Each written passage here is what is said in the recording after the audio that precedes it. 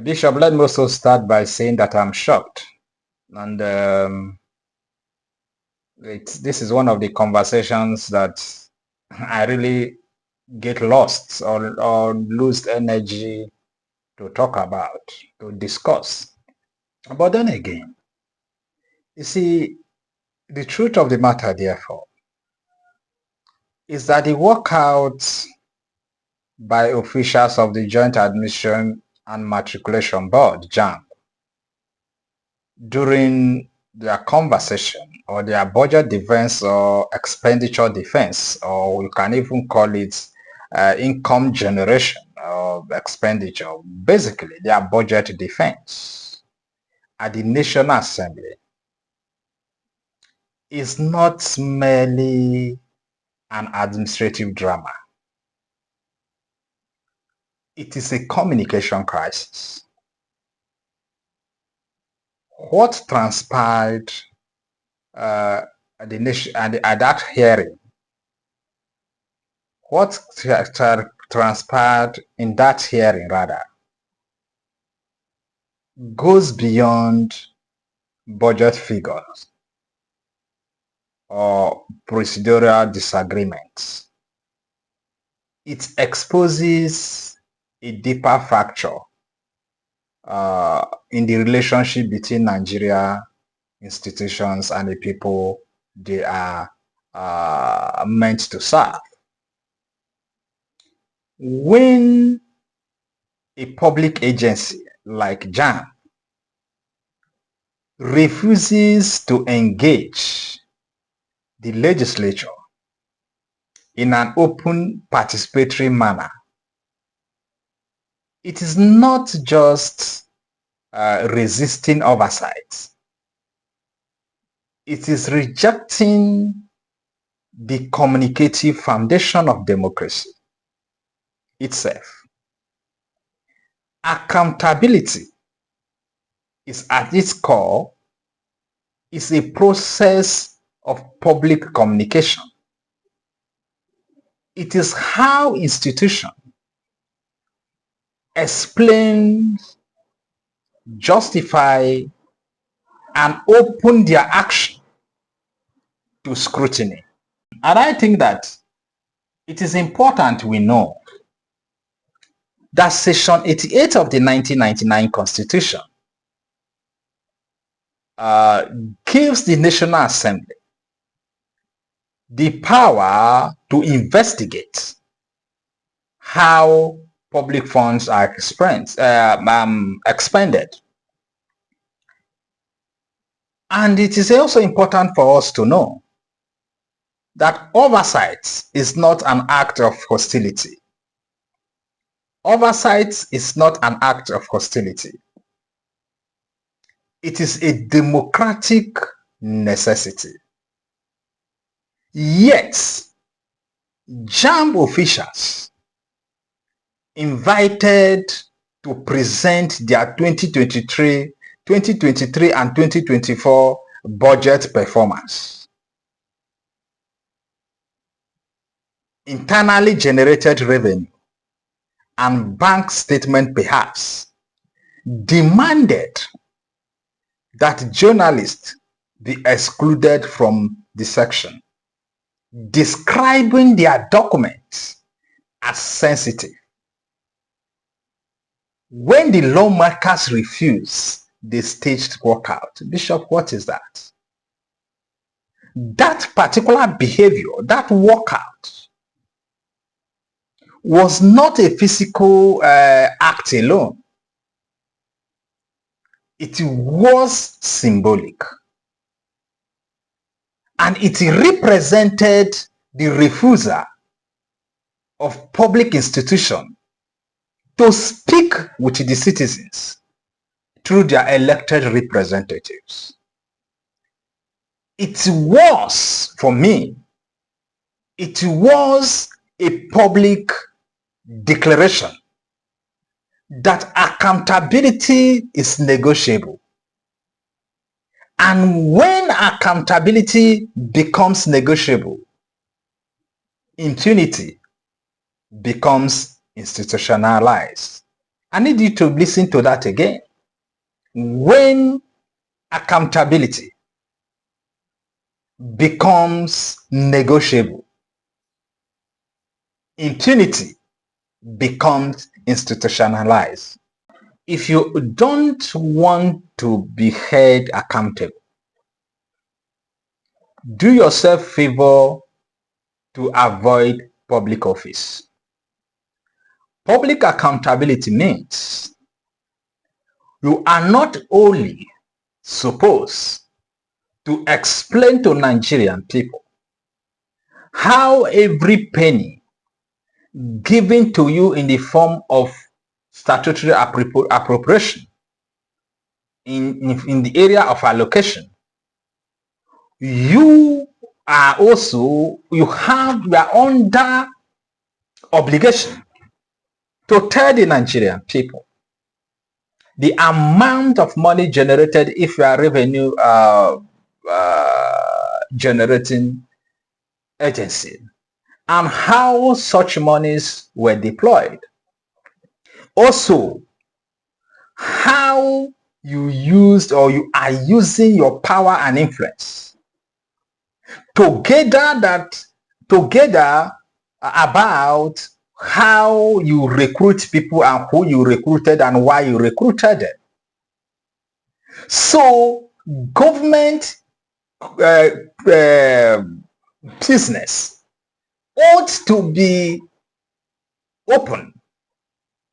And for God's sake, Nigeria is signatory to Open Governance Partnership. Nigeria has Freedom of Information Act. So government officials need to come out from their reliance on what they term Official Secret Act to come up clean, because Nigerians need to know accountable communication, accountability, transparency is the hallmark of governance. And when we refuse to allow room for governance, for accountability, it shows the level of our hatred for accountability. And it is only through accountability and transparency that the citizens are able to hold their leaders accountable.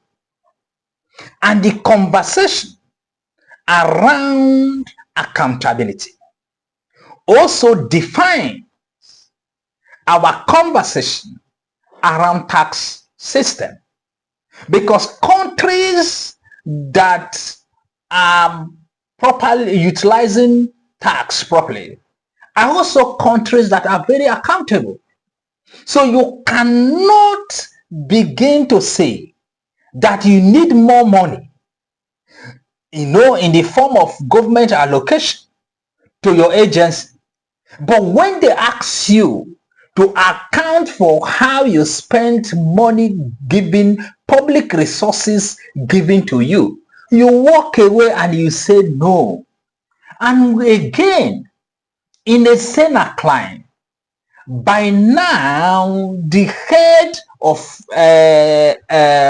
JAMB should be answering questions.